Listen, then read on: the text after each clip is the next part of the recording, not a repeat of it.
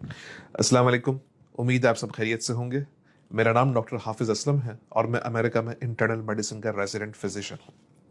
आज से 40 साल कबल 1981 की बात है कि अमेरिका के एक कस्बे में लोगों को एक स्किन की बीमारी मंजर आम पे आई। उसके कुछ अरसे बाद कुछ लोगों में एक इंतहाई डिफरेंट किस्म का नमूनिया मंजर आम पे आया और उसके बाद लोगों में मुख्तलिफ किस्म की प्रेजेंटेशंस आती रही जो किसी डॉक्टर की समझ में नहीं आ रही थी।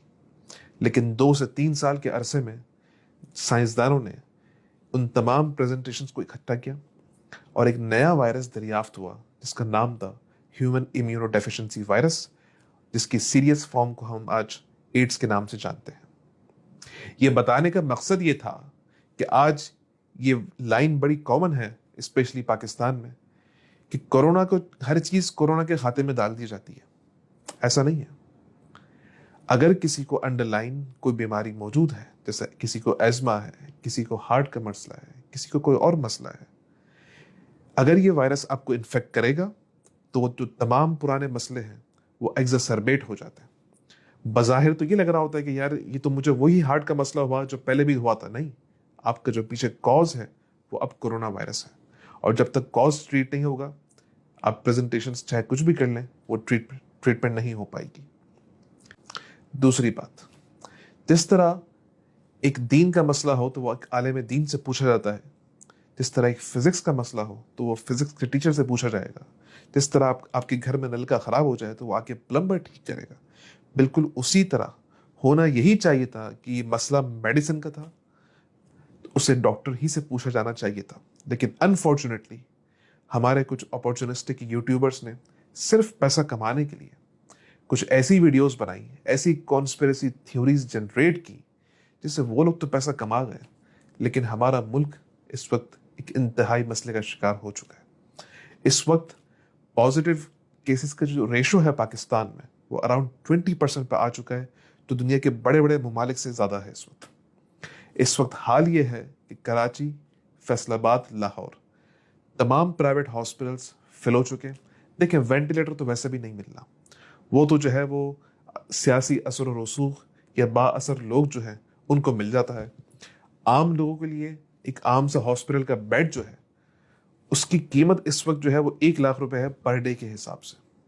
अब ये आपने डिसाइड करना है कि आपने क्या उन चीज़ों पे अमल करना है जो हम 3 महीने से कह रहे हैं, या 1 लाख रुपए पर डे के हिसाब से अफोर्ड करना है। वो दो चीज़ें क्या हैं जो हम 3 महीने से कह रहे हैं। आपने देखा होगा कि दुनिया भर में इस वक्त हजारों लाखों की तादाद में हेल्थ केयर वर्कर्स हॉस्पिटल में काम कर रहे हैं फ्रंट लाइन के तौर पे, और अल्लाह के करम से वो बचे हुए हैं। दुनियावी जराए देखें अगर आप, तो वो दो चीज़ें हैं, एक सर्जिकल मास्क पहनना और एक 6 फीट या 2 मीटर की सोशल डिस्टेंसिंग मेंटेन रखना। जैसे मैंने बात की उन यूट्यूबर्स की, एक कॉन्स्पिरेसी थ्योरी जनरेट की गई कि WHO हजारों डॉलर देता है अगर आप कोरोना से पॉजिटिव आए हॉस्पिटल को, और अगर खुदा न खास्ता इंतकाल हो जाए किसी का तो $1 मिलियन के हिसाब से हॉस्पिटल को प्रोवाइड किया जाता है। आइए इस पे कुछ रियलिटी, इसकी जो रियलिटी वो जरा देखते हैं। अमेरिका में एक बहुत बड़ी ऑर्गेनाइजेशन जिसके सैकड़ों की तादाद में हॉस्पिटल्स हैं, अभी कल ही मुझे बताया गया कि उसको तकरीबन पर डे $1 मिलियन का लॉस हो रहा है। उसकी वजह क्या कि हॉस्पिटल जो जनरेट करता है पैसा वो सर्जरी से करता है, वो कार्डियक कैथेटराइजेशन से करता है, वो दूसरे प्रोसीजर से करता है, वो तो कुछ भी नहीं हो रहा है इस वक्त, तो हॉस्पिटल भी लॉस में। दूसरी बात, पंजाब में इस वक्त जो सैलरी मिली है वो कट लगा के मिली है, वो कम हुई है। तो कौन पैसा कमा रहा है भाई? कहां से आप ये लेके आ गए कि पैसा कमा रहा है? WHO तो खुद कंगाल हो चुका है, अमेरिका उसकी फंडिंग खत्म कर चुका। तो जरा सोचें कि आप क्या फैला रहे हैं। देखिए, इन कॉन्स्पिरेसी थ्योरीज से कोरोना वायरस का तो कुछ भी नहीं जा रहा, जाना अवाम का है और उस मुल्क का है। एक और बात हमसे पूछी गई कि मुझे लो ग्रेड फीवर हो रहा है, मुझे हाई ग्रेड फीवर हो रहा है, 1 घंटे के लिए फीवर हुआ है, तो क्या करें? देखिए, फी जमाना, अगर किसी को चाहे वो लो ग्रेड का फीवर हो, चाहे वो हाई ग्रेड का हो, चाहे वो 1 घंटे ही का फीवर क्यों ना हो, इस वक्त वो कोरोना वायरस है अनटिल और अनलेस प्रूवन अदरवाइज। फीवर के साथ साथ अगर किसी को कोई शॉर्टनेस ऑफ ब्रेथ हो रही है, यानी सांस लेने में तकलीफ, किसी को चेस्ट पेन हो रहा है, सीने में तकलीफ, किसी को लॉस ऑफ टेस्ट या स्मेल है यानी सूंघने और चखने की सलाहियत का खात्मा, या किसी को ऑल्टर्ड मेंटल स्टेटस हो रहा है। इसका मतलब ये कि आप किसी मरीज को देख रहे हैं कि यार उसका दिमागी तवाजुन कल तक सही था, आज खराब हो रहा है। तो ये सारी निशानियां कोरोना वायरस की हैं। अब ये अलामत किसी में जाहिर हो गई तो अब क्या करें? अब एक केस ले लेते हैं कि कोई अफोर्ड नहीं कर सकता टेस्ट। ये आजकल पाकिस्तान में इन कॉन्स्पिरेसी थ्योरीज की वजह से लोग हॉस्पिटल नहीं जाना चाहते। तो आप क्या करें? आप सिर्फ घर में अपने आप को आइसोलेट करें फॉर 14 डेज। बेहतर तो यही है कि टेस्टिंग करवाएं। अगर अफोर्डेबिलिटी नहीं है और अगर आप नहीं करवाना चाहते तो ये आपका पूरा पूरा राइट है, आप घर में 14 डेज के लिए अपने आप को आइसोलेट कर लें। अच्छा, घर में जब आप अपने आप को आइसोलेट करेंगे तो ये 5 काम आपने करने हैं। एक, कि अगर आपको कोई फीवर है या किसी और तरह का सिम्टम है तो आपने पैराडोल खानी है। दूसरा, अपने प्राइमरी केयर फिजिशियन से बराह रास्त डेली बेसिस पे कांटेक्ट में रहना है और उसे अपनी सिम्टम्स बताते रहना है। तीसरा, आपको फ्रीक्वेंट हैंड वॉशिंग करनी है। चौथा, जब आप अपने किसी फैमिली मेंबर से कांटेक्ट में आएंगे तो खुद भी मास्क पहनना है और फैमिली मेंबर को भी मास्क पहनना जरूरी है। पांचवी चीज, अपने आप को डेली बेसिस पे इन 3 चीजों के लिए इवेल्युएट जरूर करना है। वो 3 बुनियादी चीजें क्या है?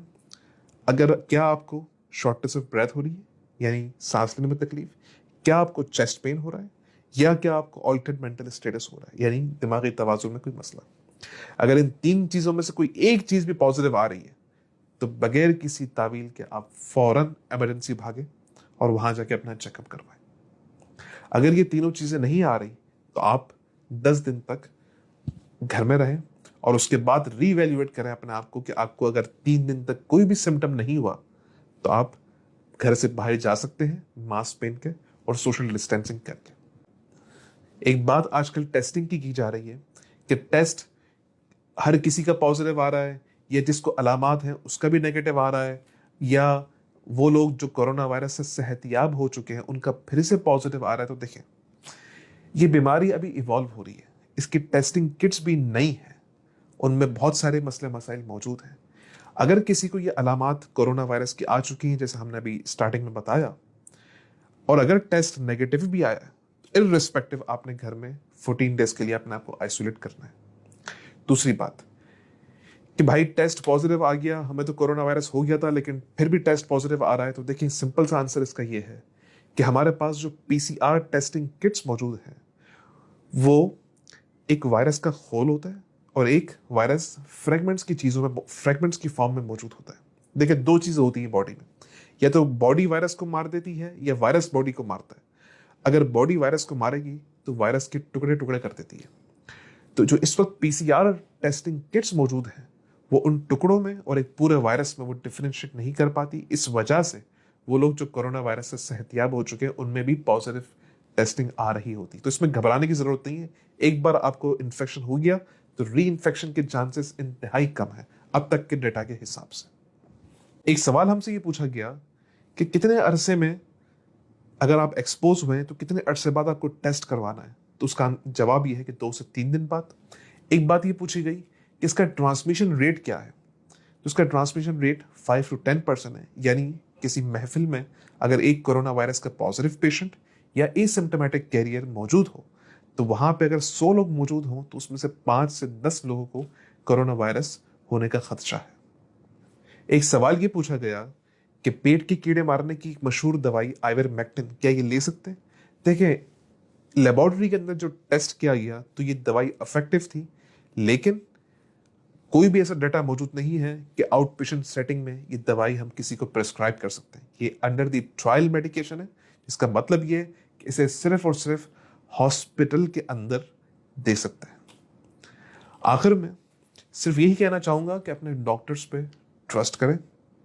कोई पैसा नहीं बना रहा, कोई पैसा कमा नहीं रहा इस पे। जो फ्रंट लाइन वर्कर हैं वो खुद परेशान हैं अपने लिए और अपनी फैमिली के लिए। आखिर में आप सबसे गुजारिश करूंगा कि इन कॉन्स्पिरेसी थ्योरीज से कोरोना वायरस का कुछ भी नहीं जाना हमारा है। कोरोना वायरस पूरी अपनी आबोताब से पाकिस्तान पे हमलावर हो चुका है। अगर हमने अपनी एहतियात ना की तो उसके हालात बड़े संगीन हो सकते हैं, अपने लिए नहीं अपने बुजुर्गों के लिए, अपने माँ बाप के लिए और बाकी जो हमारी ओल्ड पॉपुलेशन है उसके लिए सोचें और अपना ख्याल रखें। और आपसे हाथ जोड़ के गुजारिश है कि किसी भी तरह की कोई अलामत मौजूद है तो प्लीज़ प्लीज़ घर में रहें, बाहर निकल के ना खुद अपने आप को मज़ीद बीमार करें ना दूसरों को इन्फेक्ट करें। इसके अलावा आपका कोई और सवाल हो, कोई और कमेंट हो, आप बिल्कुल कर सकते हैं एमडी चैनल पे, इनबॉक्स के थ्रू या कमेंट्स पे। अपना ख्याल रखें। Thank you so much. Take care.